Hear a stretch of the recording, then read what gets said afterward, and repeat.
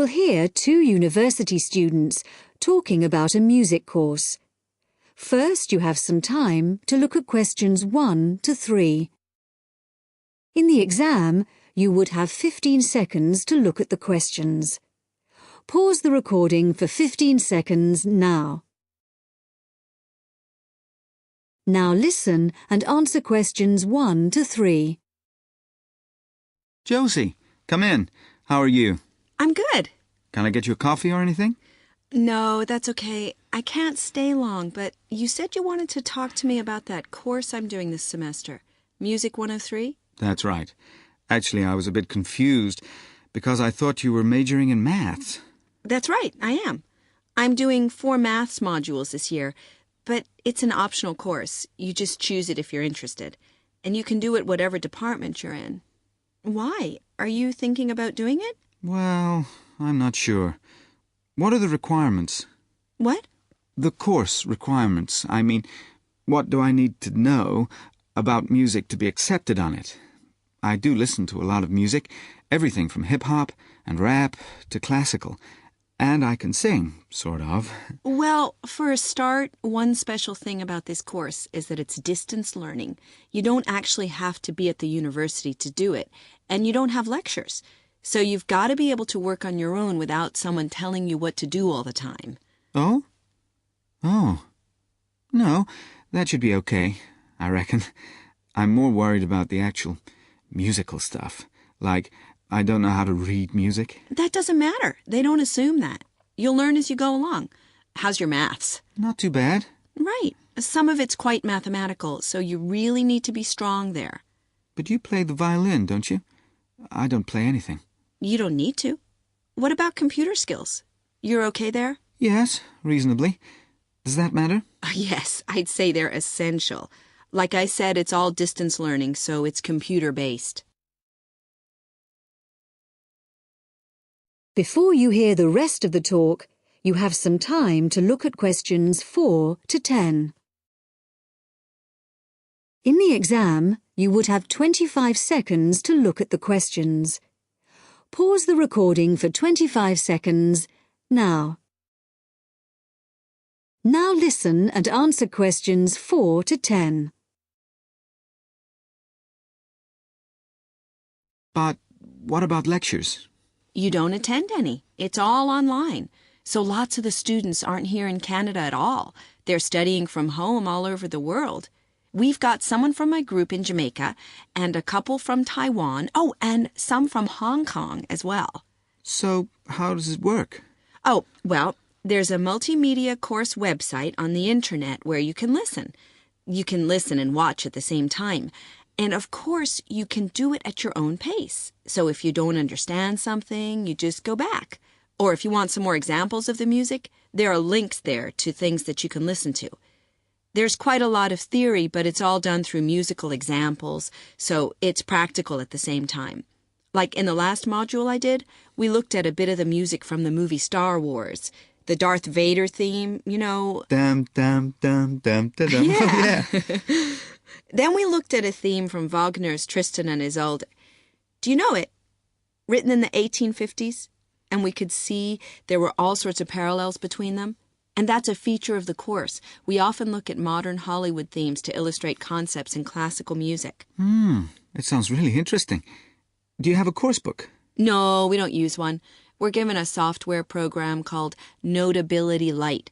And what it does is it presents what we write, the music we write, really clearly. And it also allows us to play back any piece of music on our computer at home. But that's not all.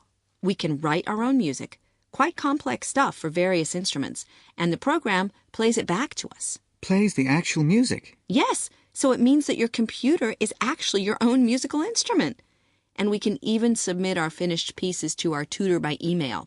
So you do need your own computer, obviously. Yes, with at least 64 megabytes of RAM. That's okay. I've got 128. Oh, and a CD-ROM and a sound card, of course. No problem. So, how long is the course? It's 6 months. There are 2 a year, so you could actually enroll for the next one if you wanted. It starts in January. I started last September and I finish in February. And how many credits is it? 3. In order to pass, you've got to do 6 assignments. I'm just doing my 4th one now, and take a final examination. Anyway, why don't you call round sometime and I'll show you the sort of things we do. You can even listen to some of my music. That would be great. Well, thanks, Josie. Now, are you sure you don't have time for that coffee?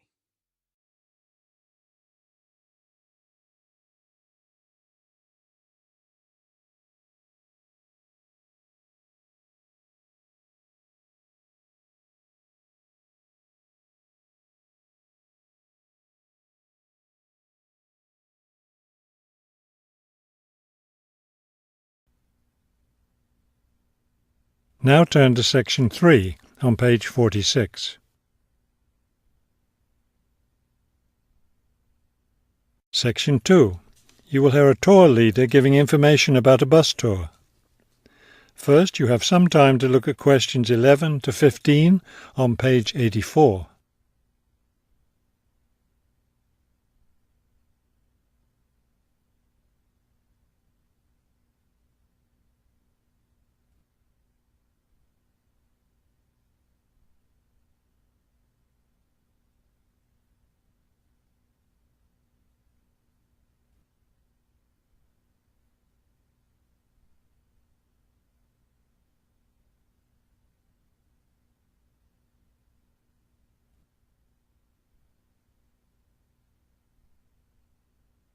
As you listen to the first part of the talk, answer questions 11 to 15. Thank you for choosing City Tours. The reason so many people choose our tours when visiting this city is because you can design your tour to suit your own interests. Your all-day pass entitles you to board our bus at any stop and stay as long as you like at each place. The all-day bus pass costs $18 for adults. Children between the ages of 5 and 12 pay half the adult fare, and children under 5 ride for free. Our buses run every hour on the half hour, starting at 8:30 a.m.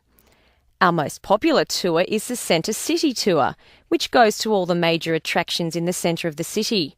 From the starting point here at the tour bus office, the bus goes to the first stop, Hill Park. As you may guess, this park is located at the top of a small hill. The next stop is the fishing docks. Following that, the bus goes on to the third stop, Bay Bridge, located at the foot of the bridge which crosses the bay. The fourth stop is in the shopping district. Then the fifth and last stop is at Green Street. Before you hear the rest of the talk, you have some time to look at questions 16 to 20 on page 85.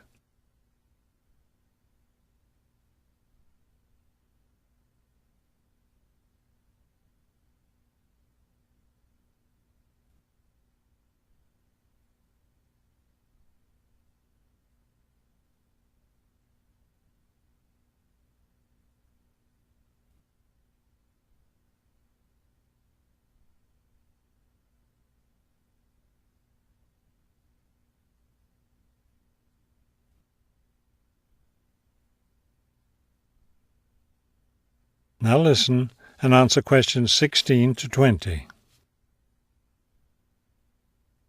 There are many interesting things to do and see on the Centre City Tour.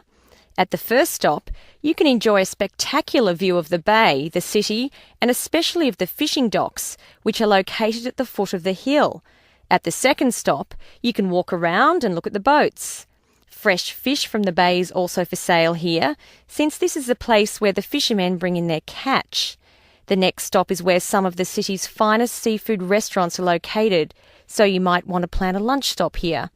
You can eat fresh fish here, prepared in the traditional local way. The fourth stop is, of course, where you can do your shopping. Don't miss the opportunity to purchase some of our city's famous handmade baskets. You'll want to take several home as souvenirs of your visit to our city. Finally, at the last stop on the tour, you can visit one of the oldest buildings in our city, the theatre. This building was built over 400 years ago and is still used today as a place to see plays, musicals and other performances, as well as our annual film festival. That is the end of section 2. You now have half a minute to check your answers.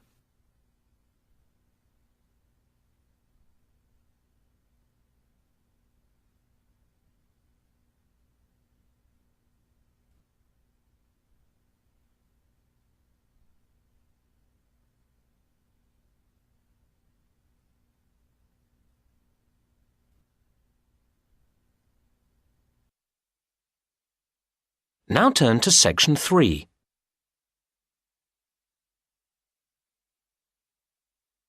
Section 3. You will hear two university students discussing their course and a project they are doing together. First, you have some time to look at questions 21 to 25.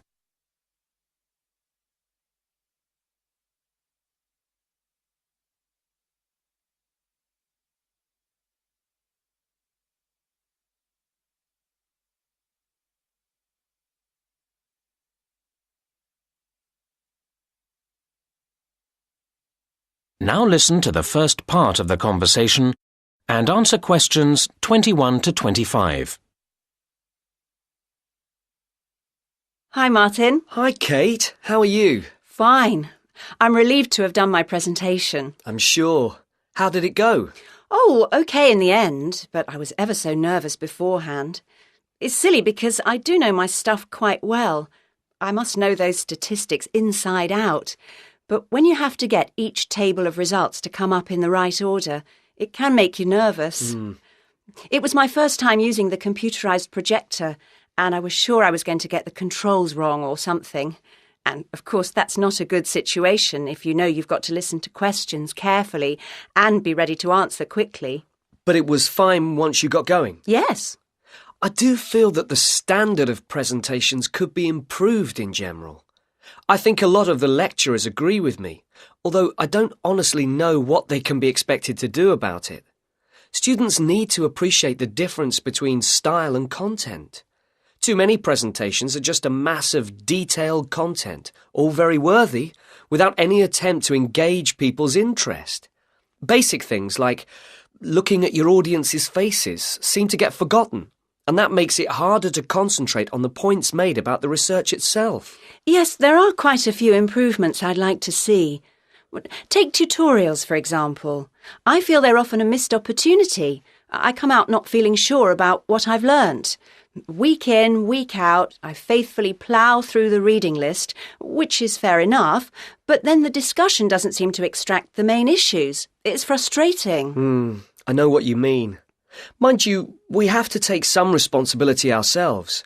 I actually got quite a lot from that skills workshop I went to on taking notes, and I'd like to make similar improvements in the next semester. The reading list we get has several websites each time, and I want to learn to navigate my way round them more effectively. Now, that sounds a good idea. Mind you, it means spending more time in the library. If you can get in. You mean because it's too crowded? It isn't big enough, is it? Well, I don't know. I mean, I like to work late in the evening and it shuts before I want to finish. But I know you can access the catalogue from a laptop. Which, personally, I haven't got. Actually, the problem for me is that I like to get up early and start work straight away, and they don't start until 9. I wish they'd change that. Now you have some time to look at questions 26 to 30.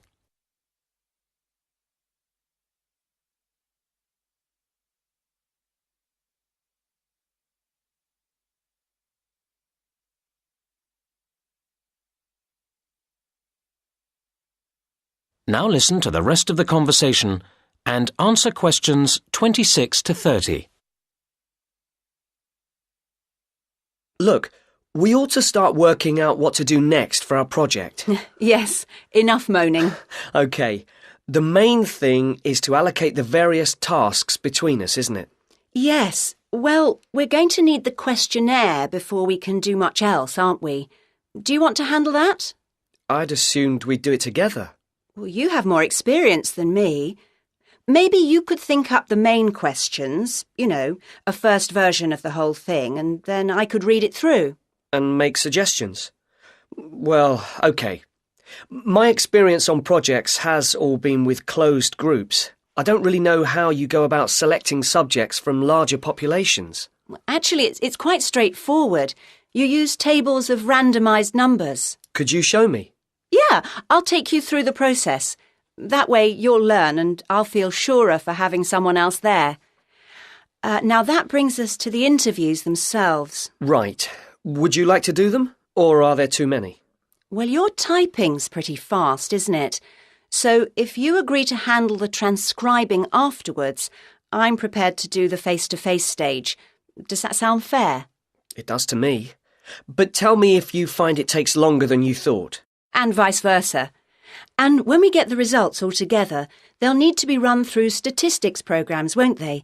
Well, that's where I always feel a bit unsure about which tests are the correct ones to choose. Same here. But we can get advice from the lecturers about that. Shall we do all that as a joint effort? I think it'd make us feel more secure about what we were doing. Yes, it would be terrible to get that wrong after all the hard work leading up to it. And then we've got to present the whole thing to the group. Will you feel up to doing that? I think we should do a joint presentation. It's all both our work after all. I guess you're right. But would you mind getting the slides and so on ready? I find that takes me ages and still doesn't look any good. Whereas I quite enjoy that kind of thing. OK. Now, we need to think about a few... That is the end of section 3. You now have half a minute to check your answers.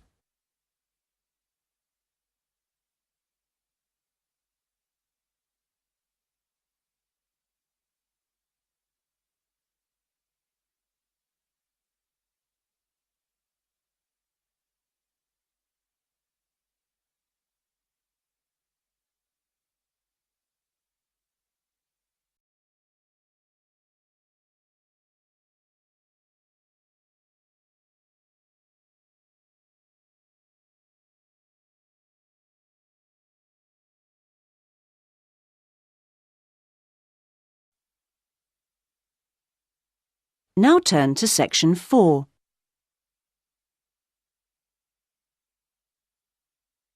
Section 4. You will hear a writer giving a talk about the different kinds of writing that the audience might want to try doing. First, you have some time to look at questions 31 to 40.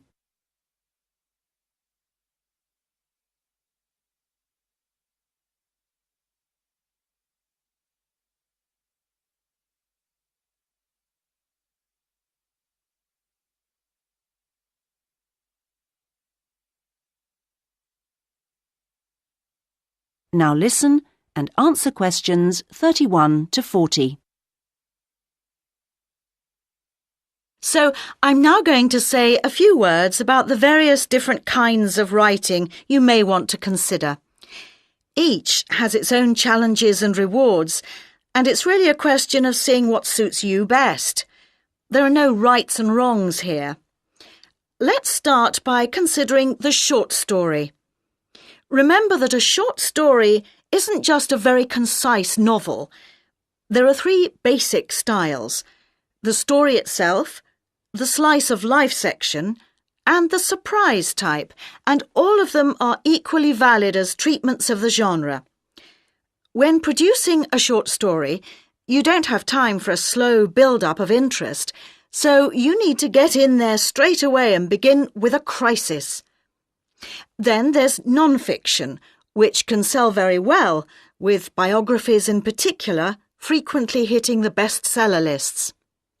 It's important, however, to be sure your chosen topic is genuinely interesting to people, and you know enough about it to do it justice. So when you're submitting your idea to a publisher, it's worthwhile to give them details of specialist knowledge you have. What about articles?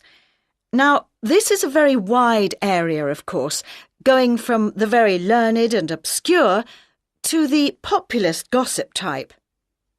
Articles based on giving advice are a proven area, and to give them a sufficient focus, you should produce your article for a definite market. That will help to define your purpose. Turning to something different, there's the question of poetry. It's often hard to define what poetry is exactly. Maybe it's easier to say what it isn't. But it should be subtle, so the message of a poem oughtn't to be overly obvious. True poems let the ideas sit there for the reader to ponder. What they must do is sound good, like singing. So I recommend reading what you write aloud to yourself to check the melody. Well, then there's plays, which are basically novels, but told only through conversation. A playwright includes minimal instructions for actions, but not for every small action the actors will perform. Things such as moves towards sofa and so on are for the director to come up with. If you're thinking of trying your hand at a play, a good starting point would be to educate yourself a little in the art of acting, so that you know what the people who deliver your work can and can't do with it. What next? There's radio, of course. Radio uses an enormous range of material, and the BBC Writing for Radio Handbook contains information about all of this. To begin with, I suggest regional stations for sending your stuff to. The competition for national radio is extremely high.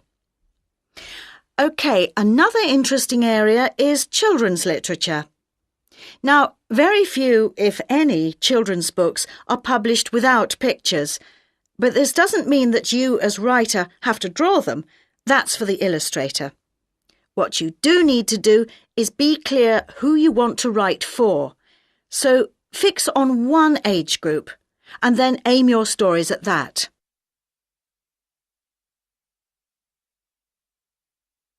Right, I've saved what I consider to be the best and the hardest till last, the novel. Very long and very difficult to do well, but certainly not impossible, as any bookshop shelves will confirm. One of the first things to decide is from what point of view you will tell your story. A popular choice is the first person, and this technique certainly gives a sense of immediacy for the reader, while many new writers find it easier to project themselves into their main character if they can write in his or her name. But that assumes, of course, that the main character is somehow like the writer, which may or may not be the case. Meanwhile, if your book is all narrated by I, you can only put into your story things which are experienced by that character, which may prove to be rather restricting. Now, there are all sorts of pitfalls for the novelist, and many of them relate to the issue of providing a balanced narrative. Every time you introduce a character into the story, you have decisions to make.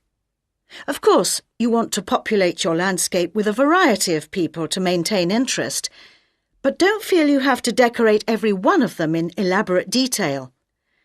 The same goes for irony.